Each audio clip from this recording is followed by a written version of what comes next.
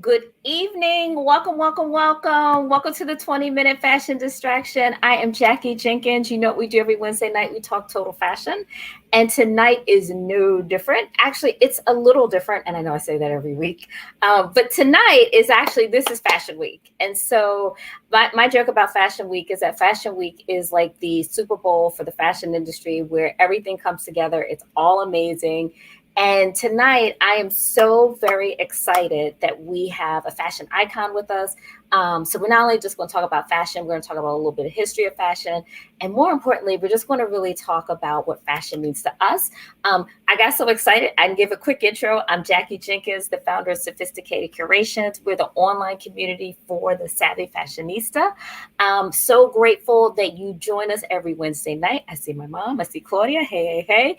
And wanted to say, if you are not following the Sophisticated Curation page, please do that on Facebook and definitely follow me on Instagram at JCurations. And I just cannot say enough about how grateful I am to have this platform to talk fashion every week. So I'm going to bring my guest on. We actually even started chatting before coming the show started. So Marcellas Reynolds. So Hi, love. hi, good to see you. Good to see you. So on Sophisticated Creations, we have a little tradition where I read the formal bio and then I share some personal thoughts. So I'm going to read formal bio because I think it's important. I just don't think people sing people's praises enough while they're with us.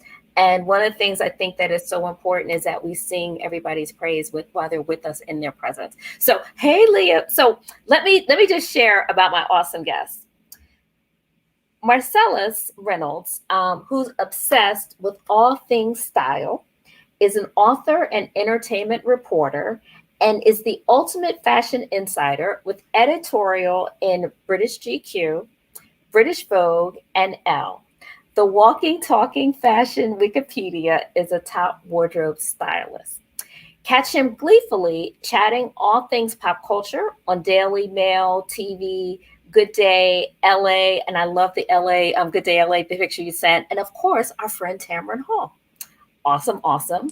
Marcella's career began with his discovery by legendary model agent Marie Anderson. And one of the things I do want to just quickly say is it's not only great that Marcellus has done this amazing book, it's that he actually has lived this life. And so I think understanding the model's perspective and what it means in fashion, it adds a whole nother element. Um, Marie Anderson has made the careers of several top models, such as Cindy Crawford. For 7 years, Marcellus traveled the globe, shooting most celebrated photographers and posing for its most famous brands like Tommy Hilfiger, Ralph Lauren, and Nautica. It was modeling in New York where Marcellus discovered his true passion, which was all about wardrobing and styling. And we're going to see and hear more of that as we go through. But I do want to make sure that we know where we have seen Marcellus in his editorial in terms of In Style magazine, and campaigns with Anheuser-Busch, Target, United Airlines, just to name a few. In 2021, um, and actually, I don't even want to get ahead of myself and talk about the new book, which Right. I'm even like over the moon about. But we are here tonight to talk about your first book, which was Supreme Models. Yeah, it's if you do not have this book, if as a fashion lover, I encourage you to pick it up, but also as a historian of culture for women and especially women of color, I encourage you to pick this up. It's just an amazing read. Hey, Judith. So before we get into it, I just want to say how I actually met Marcellus. And he has just been so gracious. It was actually through Instagram. I think I posted a picture of me relaxing, reading the book, and I was just talking about how just amazed I was by the women that were in the book. And I got a little message, and I was like, "Oh my gosh!" And you have this is what I did. I jumped around. I was like, "Oh my gosh! Oh my gosh!" And we just kind of kept in touch that way. But I honestly mean it. I mean, I was inspired to read the book, and I'm even more inspired to meet the individual that just really brought this great work to us. So excited for that. You shared a little tip even before we get into the questions, and then I'll let you start. See, I get all excited and I start going on. So you shared a little bit about your outfit that I think you should share with the audience. The iconic bathrobe. So I think part of my journey, a huge part of my journey, started 19 years ago, and it sort of changed everything. It was one of those moments that changes everything. But I did a television show called Big Brother, and it was on CBS. And there's still, every summer, it's the summer sensation. Every summer there's CBS. On CBS, there's Big Brother. And I was actually, and I didn't realize this at the time, but in 2002, I was the first Black gay man to appear on a regular network television show. I was the first out Black gay man.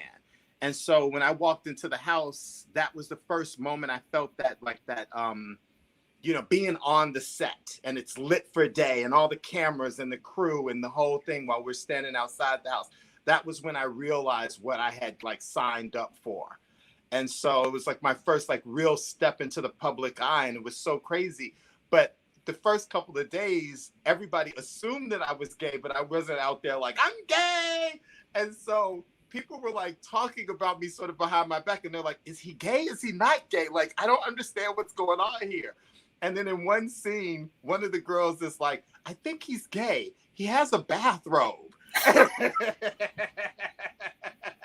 Because none of the other guys came in with like matching pajamas or like bathrobes or like facial cream and eye cream, and every night I was like in my monogram bathrobe and I was putting on eye cream and zit cream and various moisturizers. So that's how I outed myself, my monogram bathrobe. Well, I love it. I mean, one of the things that I like to think that we have is a very casual conversation. And I just think the bathrobe totally fits into that. Well, I have like I pulled over some beautiful things so I could just throw on something for you. But people, like, I've had a couple, when we sort of moved into Zooms, yes. when the pandemic hit, and I would get dressed for like chats, and people would be like, "You're not wearing where's the bathrobe? You're not wearing the bathrobe." Like, I don't wear the bathrobe all the time. I do like have like clothes. I do get dressed. So now I sort of ask people before, I'm like, listen, I'm going to wear the bathrobe. Is that okay? Because if not, I can pull on some, Paul Smith or something and throw on a pocket square. Nope. I think the bathrobe adds to the element. And what I forgot to say is that tonight's show, we're going to go for 40 minutes because there's so much to cover. And I just want to kick it off by, can you share what was your inspiration behind the book? Like, what kind of got you to say, we quickly talked about the journey, but like, what got you started to say, I really want to show these women in this light? Well, the book took 8 years to happen. The original idea for it happened in 2011. I collect art books, and I ordered a book called Vogue Model, The Faces of Fashion, and it's the British Vogue book. And it's oversized, and it's big, and it's beautiful. And it was really expensive, and I got it, and I cracked it open, and I was up all night reading it from cover to cover. And what I discovered is they only had 2 Black models in this book that had over 100 models in it. They had Naomi Campbell, and they had Iman. And they kind of had a bad photo of Iman, actually. And I was shocked because British Vogue is actually the first Vogue to ever put a Black woman on its cover. In 1966, Donyell Luna was the first Black woman to ever appear on the cover of any Vogue when she appeared on the cover of British Vogue. That's 8 years before Beverly Johnson got the cover of American Vogue. And so I'm that guy that was like at 2 a.m. on Amazon leaving a review of the book, and my review gives it 1 star, and I'm like, where is Veronica Webb? Where is Alec Weck? Where is Leah Cabeda? You know that Kermit the Frog gift? Yes. Like, that's me at like 2 o'clock in the morning. And right then and there, I was like, wait, is there a Black book? Is there a book that talks about specifically top Black models from the beginning of time until now?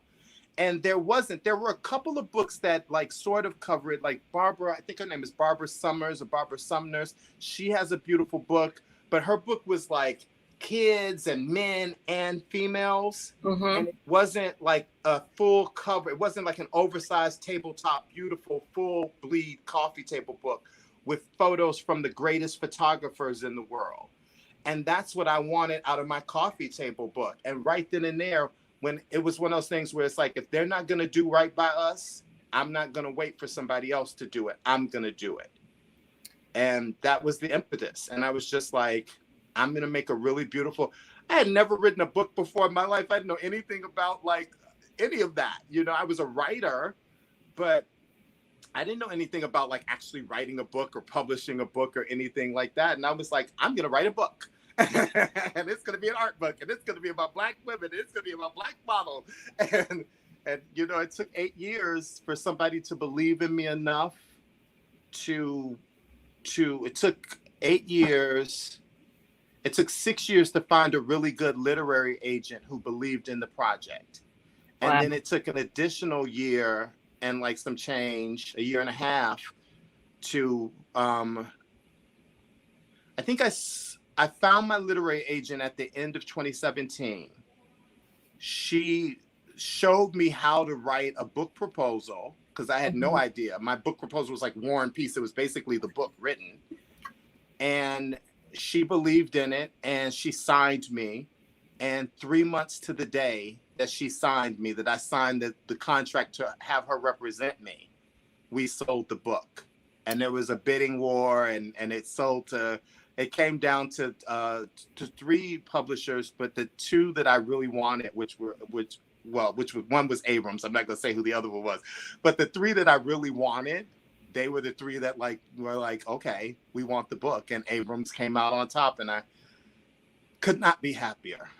Yeah. Well, congratulations. And you know, you said 2017 was before a lot has happened in the world, in the industry, in the businesses and that. And so, you know, you're ahead of the curve of kind of how should I say it, some of the openness and inclusion that we're seeing. So kudos for you for really acknowledging just that void in really celebrating the women. I mean, and you go back to some of the you call them the godmothers, which I I thought go was a back beautiful tribute. to the beginning. You know, it's lucky that it didn't sell. You know, God works the way he's supposed to work, right? If you believe in God or a higher being or a force that pushes you forward and is looking out for you. If I had sold this book in 2011, it would have been a beautiful book about beautiful women, but it wouldn't have had the importance that it has now. If I had sold that book in 2015, it wouldn't have had the gravity that it has now. But it was like 2017, God was like, and there's so much that happened. But basically, I'll tell you really quickly, I lost my biggest styling client. And I was pulling down $100,000 a year. And I went from pulling down easily over $100,000 a year to basically barely pulling down $20,000 as a stylist. Nobody would hire me. Nobody. And then I tried to go back to television hosting, which was something I had been doing since Big Brother. Nobody would see me. It was like the world had forgot about me. And all I had left was this book idea. It was like God took everything from me, all the things that I defined myself by, being a television host and being a celebrity fashion stylist. And he was like, I gave you an idea, and this is what I gave you, and this is yours, and this is my work through you, and we're going to make this happen. And it was totally like, I spent my life savings making this book happen. And when I ran out of that money, I took out credit cards because I had near perfect credit to pay off these licensing fees. This book cost $75,000 to happen. And what is really amazing is that the biggest success I've ever had, and I've had a very successful career, I've been blessed, to me. Doesn't matter what anybody else judges success by. It matters what you judge success by. This is the biggest success I've ever had because of women like you, who like tag me on Instagram, tag me on Facebook, stop me on the street. And they're like, I bought your book. I love your book. Will you sign my book for me? They come out in droves when I like do book signings. It was the book that Black women needed. You know what I mean? Because we weren't seeing ourselves in art bookstores. We weren't seeing ourselves at Rizzoli. We weren't seeing ourselves at Taschen. We weren't seeing ourselves in the art section at Barnes and Noble. So I'm not saying it's the best, but I'm saying maybe it's the first, that I'm saying it was done really well. And I hope that my success opens the door for the next Black writer or the next gay writer or the next female writer that has an idea that celebrates Black excellence. Okay, you said so much. Seriously, like there's so many points, and I see Jackie's ordering the book, Judith's just ordering the book. I mean, everybody's excited. Okay, so one of the questions that I had that I sent you, and this is just so perfect. As I read the book, there was this constant theme of women that overcame.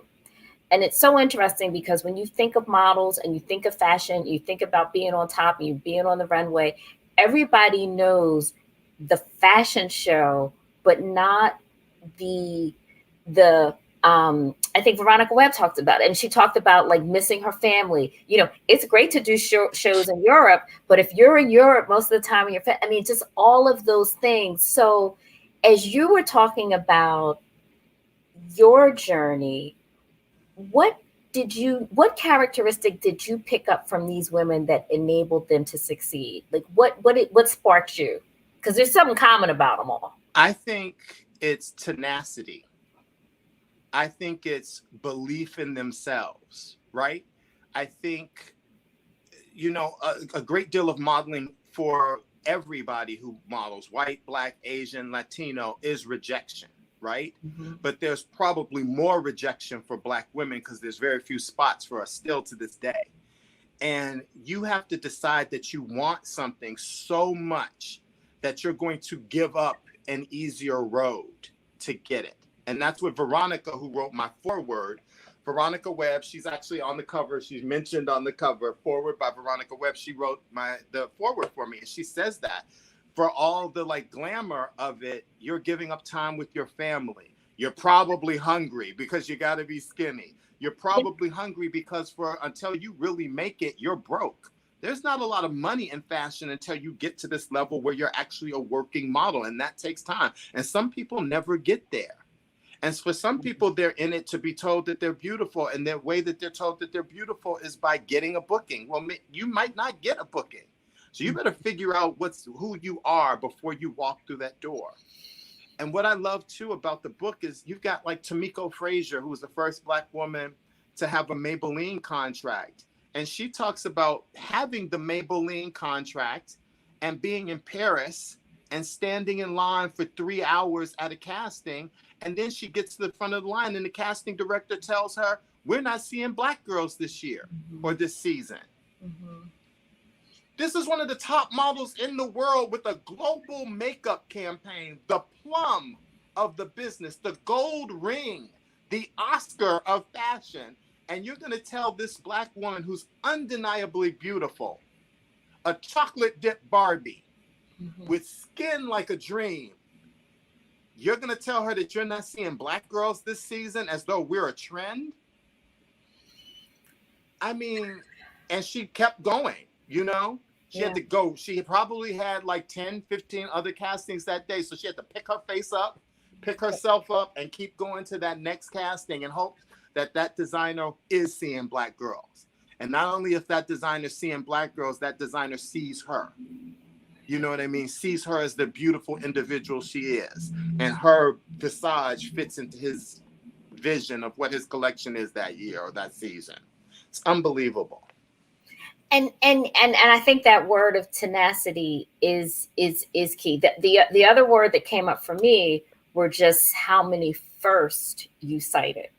So a first, and I think I threw this out there as a teaser to promote the show, was the Victoria's Secret show, where Maria Borges was the first to wear natural hair, and that was 2017. That was 2017. That's not that long ago. And she was the first Black model to wear an afro on the runway at the Victoria's Secret show. And think about back then. Now, Victoria's Secret has fallen off the map now because of diversity and inclusion and blah, blah, blah. They made some mistakes.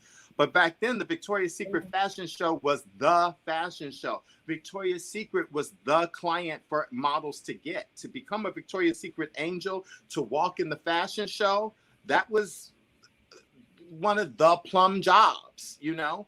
And for them to finally go, you know what? If you want to wear your little afro, because she had that baby little afro, if you want to wear your afro on the runway with your dark skin, because I think, is she from Angola?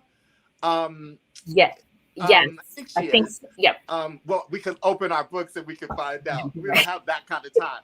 But for her, you know, that was such a moment. And I watched the Victoria's Secret fashion show every year. And when she came down the runway, when she hit that first pose, before she even walked down the runway, I was like, girl, where's your wig? Where's your wig? Like, what happened? You know what I mean? Because you knew a cultural shift happened. Yeah. You knew that it was like momentous that they let her walk out with her natural, beautiful hair. That was the book's full of those. What I found. Yeah. No, that was, and then you're right. It's full of first. The other thing that I noticed was, and you kind of touched on this, are the powerful images that you selected. And I do want to spend a minute just talking about, like, how did you even, first of all, there were so many, I'm quite sure, to choose from. Let's talk about the cover. I mean, that's like the powerful image of them all.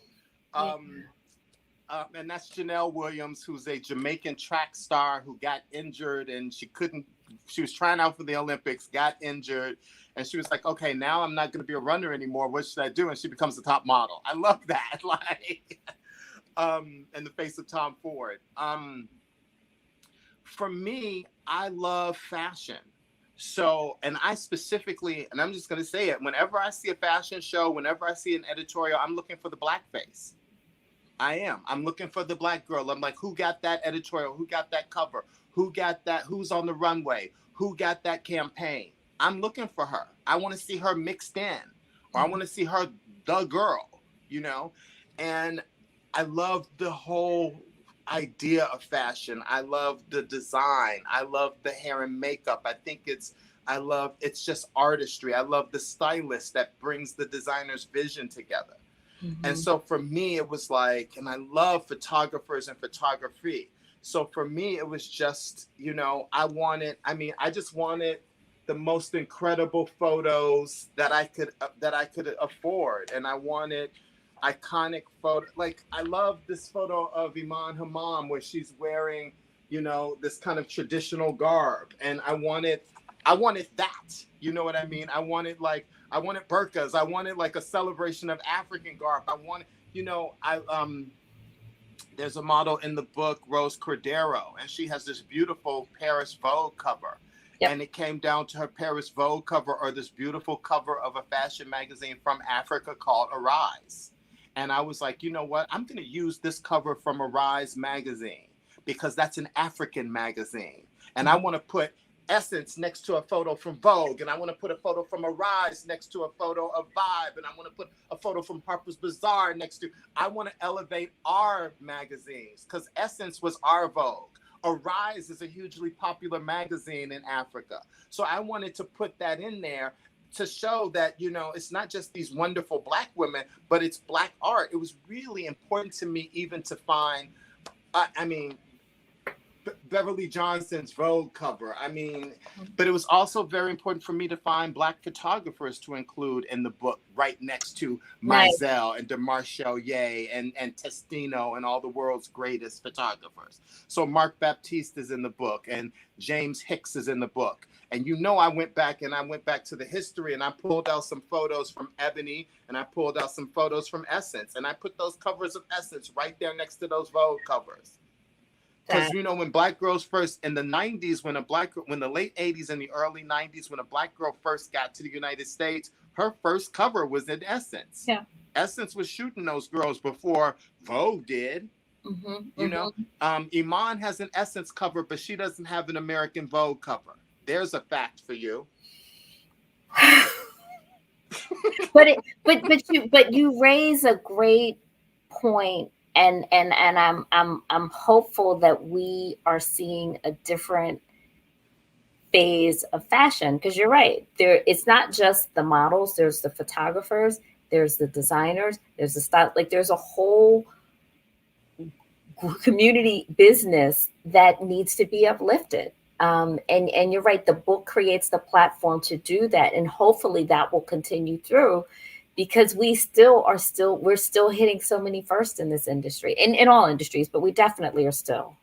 You know, I think the first are noteworthy because that person broke through. And I say this, and I've heard Beth Ann say this, it's like the Black model, especially in fashion, she finds a way through. She breaks through somehow, but she holds the door open for everyone else. So that Black model breaks through, but she holds that door open for the Latina girls and the Asian girls. And now she's holding that door open for the plus girls. And she's holding that door open for whatever comes next in fashion. But if it wasn't for the Black woman and the Black model and her tenacity, we would still be seeing this idea of the white debutante as the model. You know, that's what we would still be seeing, and everything else as the other. And we would still not be seeing this sort of idea of from alabaster to ebony, the skin colors, and we wouldn't be seeing texture. You know what I mean? We would be lucky to see this anglicized version of what, you know, beauty is. And we're not doing that anymore. We're tired of that. We exist. We have dollars. We want to see ourselves. You know? Well, and one of the things that you is mentioned throughout the various interviews is just models mentoring other models. Amon pulling models aside and talking about what you should have in your bag so that you, when you're filming, you know, I mean, and it's funny because a lot of times in fashion, we don't necessarily get to see those uplifting moments, right? But they're there. They're there. And I think, you know, for so often, you know, fashion is drama. You know, Right. I'm total drama. Look at your earrings. You drama. We're drama. That's fashion. We love drama. And so a lot of times in fashion, we hear about the negative things. So we want to hear about the fight. So we want to hear Iman versus Beverly. We want to hear Naomi versus Tyra. But what I discovered writing this book and doing these interviews, because I interviewed about 40 models. A lot of them didn't make the book because at the end of the day, it's an art book. So it's about getting the best photographs that I possibly could. And I wish all of those wonderful interviews could have made it in, but it really is about the images. And the stories are good, the interviews are good, the firsts are good, the lists are good, because I give you a whole bunch of information. I give you inspirational quotes throughout the book. I give you everything, but it's about the photos. But what I found that was most interesting was when I was listening to these ladies tell their stories, there was so little that was about backbiting and fighting between models. Even when they mentioned Naomi, there were so many stories about Naomi that were good and uplifting, about her actually giving somebody a booking or introducing a new model to a big designer and creating a space for her and creating her break. And you don't hear that narrative about Naomi. It's almost like you only want to hear something that's bad because they want to believe what's bad, but they don't hear the good. And I made the conscious decision to tell the stories because I want to hear the good and the bad, but I wanted the stories that were uplifting to be the stories that got through, especially if it was a story about somebody else. And I'll be honest with you. I mean, you not only did you capture that, but to me, you don't even have to love fashion to read the book and learn about the power of being tenacious and networking. And like, there's some real skills that are just shown in how these models succeeded. So, and you as a former model, And one thing that one thing that I want to make sure we touch on tonight, because I'm hoping that there is someone in the audience that either has an interest in modeling or has someone in their family or in their network that has an interest. What would you say to someone that's looking to break into the business today?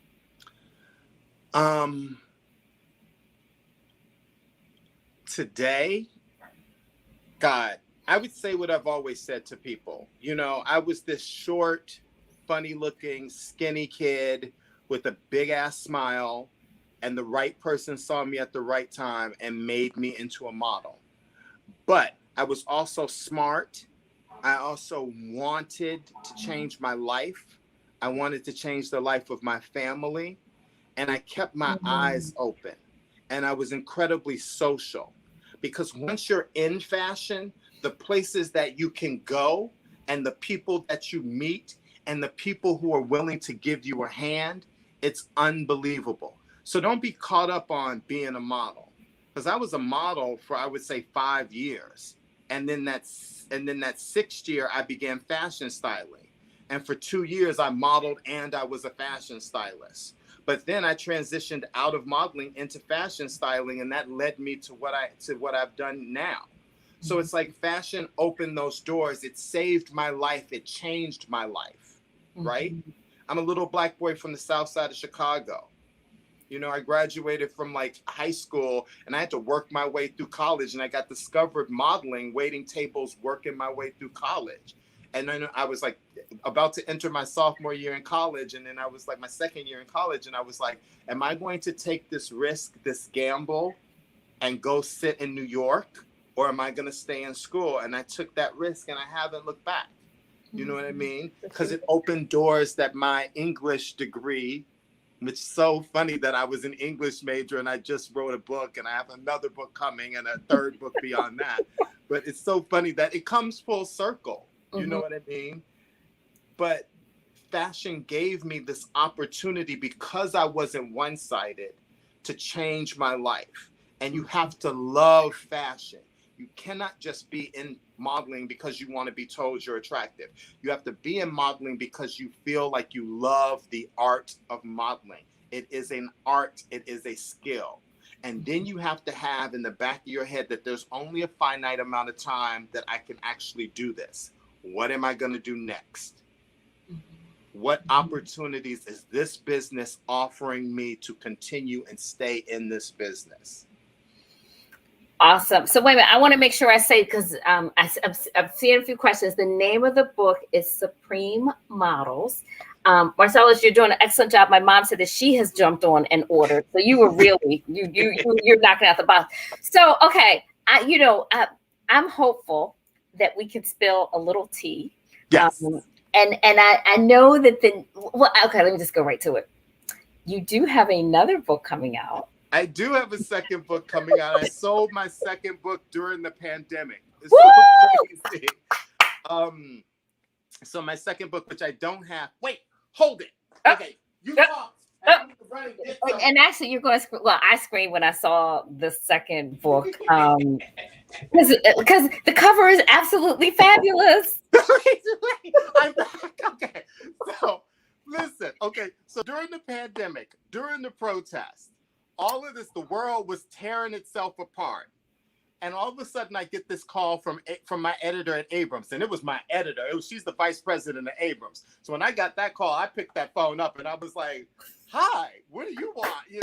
And she was like, Marcellas, have you sold the second book yet? And I was like, no, I haven't. I haven't even thought about that. We're in a pandemic. There's protests on the street. They're burning stuff a mile away from me at the Grove. Like, the world is on fire. What are you talking about? No, I haven't sold my second book. And she was like, well, just so that you know, yesterday Supreme Models sold 1,000 copies. And we want to buy the second book.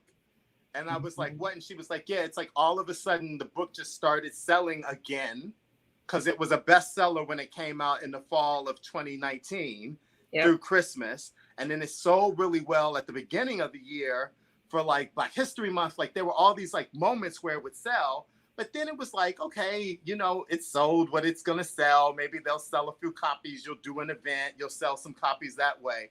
But all of a sudden, in one day, it sold 1,000 copies. But leading up to that one day, it had sold like 200 copies, 300 copies, 500 copies. Mm-hmm. And so she was like, if you're ready to write your second book, we would love to have it. And I was like, why, yes, I'm ready.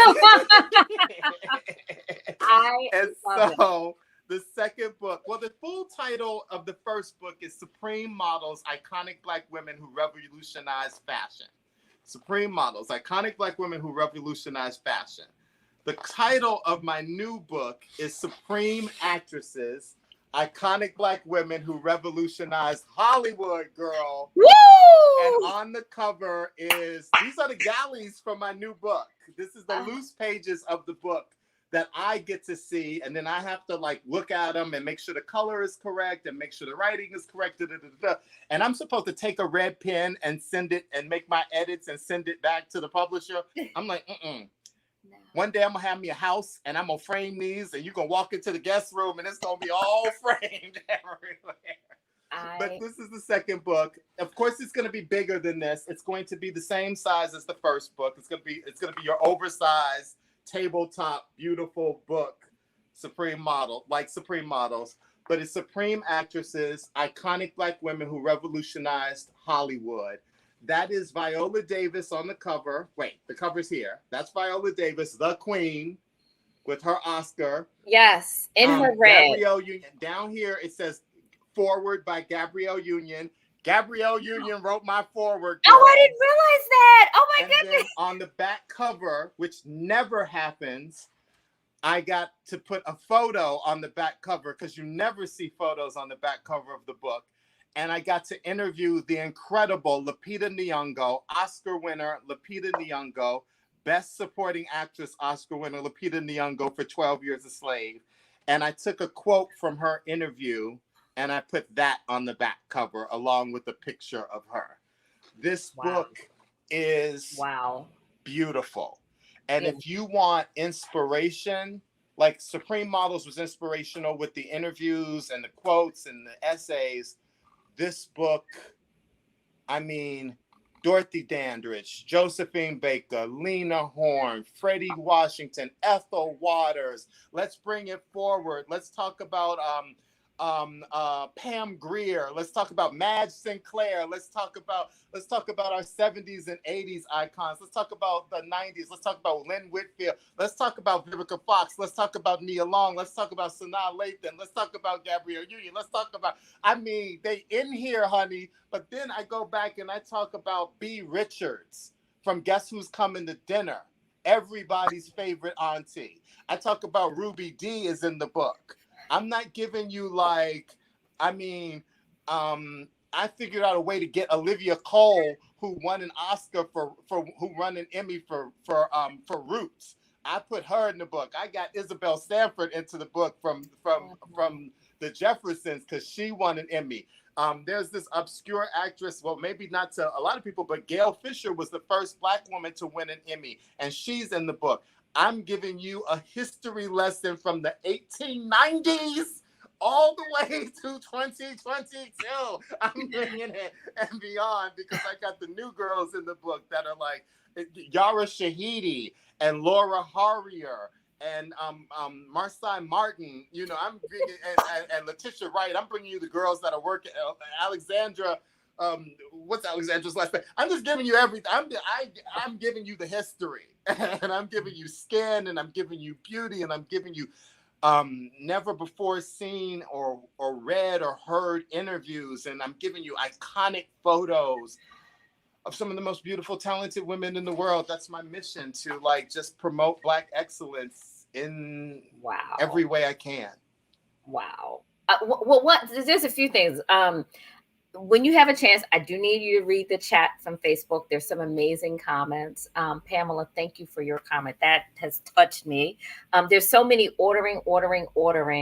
I can't believe. So the show is normally 20 minutes. I knew we couldn't do it in 20 minutes. I don't even feel like we can do it in 40 minutes. But as we're winding down, and this is totally going off script. But I think, first of all, kudos to you for Supreme Models. That's the current book.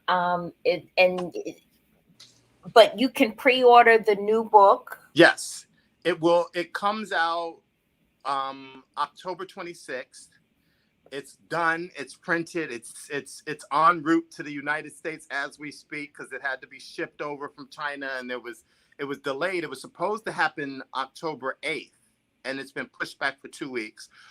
But we got confirmation that it's on it because all of Abram's books for the fall have to get here, so it's here, and it's really beautiful. Amazon, of course, has set up this Amazon set up a beautiful page for Supreme Models. The Amazon page is unbelievable, but I really encourage people to buy from your neighborhood bookstore. Yeah. And you can order it in advance from your neighborhood bookstore.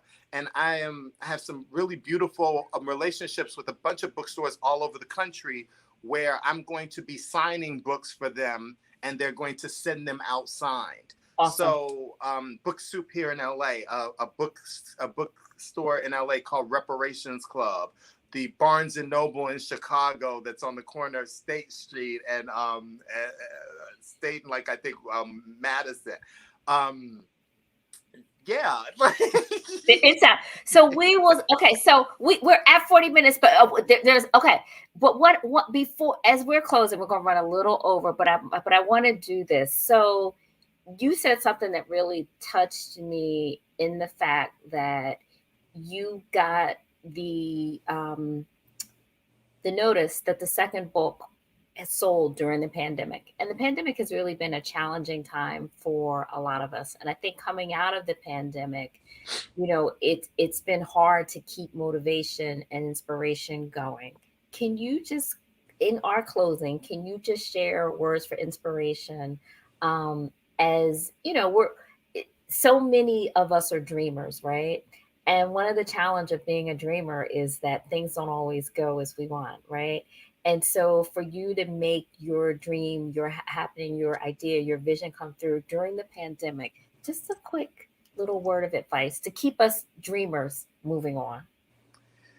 You have to believe in yourself more than anything else. You are going to be told no a million times. All you need is that one yes. But you have to believe that you are a yes when they're telling you no. You almost have to have this preternatural belief in you and your ability and the love that you want to share with others. I don't think you can do something anymore that's not about helping others, right? Everything that we do now, especially coming out of this pandemic, especially being Black, especially being women, especially being human, there has to be a greater good. There has to be a greater reason, right?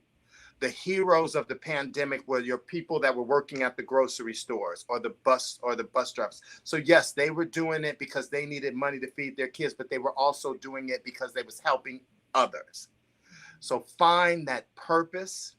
Find that thing that connects you to other people, whether it be helping people look their best as a stylist, helping people feel their best as a stylist, or whether it be writing books that celebrate the accomplishments of women who historically haven't had their gifts celebrated and exalted, or whether it just be what you do every day and how you connect with other people. Find it and do it for the love. And when you find that thing that's not about self-aggrandizement, the universe is going to reward you. I'm serious. Wow. Okay. So on that note, I'm gonna first of all, I'm gonna on the fashion distraction is something that we say in closing, and basically there are things in life that you cannot get back in time as one of them. And so, Marcellas, I thank you for sharing your time, your talent, your energy, your enthusiasm, everything. Um, Absolutely wonderful discussion. So looking forward to the next book, and to the audience. I mean, you guys come every Wednesday, and I'm grateful for that. So I look forward to seeing you next Wednesday. We'll be talking about a recap of Fashion Week. But just in closing, want to say everybody have a wonderful week. Marcel's, I cannot say thank you enough. Hold on. And it was a great show. All right. Hold on. See you guys next week.